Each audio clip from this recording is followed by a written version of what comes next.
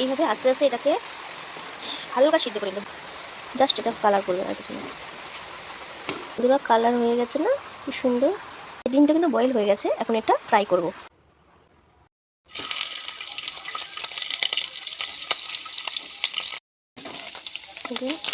লাল লাল হয়ে গেছে, এবার আমি মাছের ডিমটা নামিয়ে নেব। নামানো হয়ে গেছে, এবার একটু তেল দিয়ে নিচ্ছি, একটা রিফাইন তেল। গোটা জিরা দিয়ে দিলাম। এখন আমি আলুগুলো দিয়ে দেবো। আলু আর হচ্ছে গোটা জিরে দুটো একসঙ্গে ভাজা ভাজা করে নেবো আমি, তারপর মশলা দেবো। সামান্য পরিমাণ লবণ দিয়ে দিলাম, একটু হলুদ, লবণ হলুদ দিয়ে দিয়েছি। এবার একটু মিক্স করে নিচ্ছি, এবার এটাকে হালকা ভাজবো।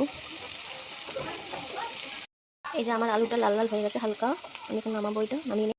গরম হয়ে গেছে, একটু পেঁয়াজ দেবো,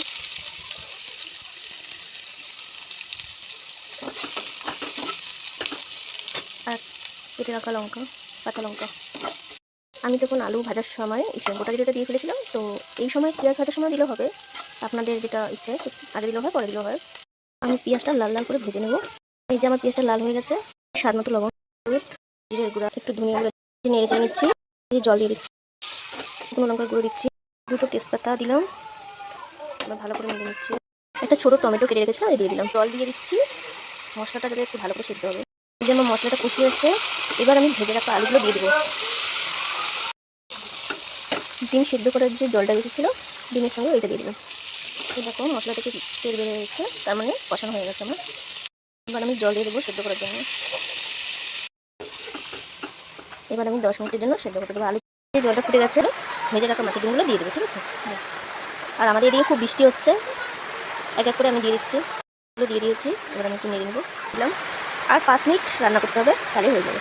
এবার ঢাকাটা সরিয়ে দেবো, এবার নেড়ে চেড়ে নেবো। এই যে ঝোলটা কিন্তু কমে আসছে, এবার আমি কুচিয়ে রাখা ধনিয়া পাতাগুলো দিয়ে দেবো।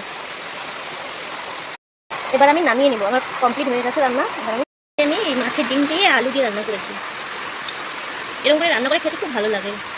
অনেকে অনেক রকম করে করে, আমি এরকম করে করলাম। এটা খুব টেস্টি, করে খেয়ে দেখবেন, খুব ভালো লাগে।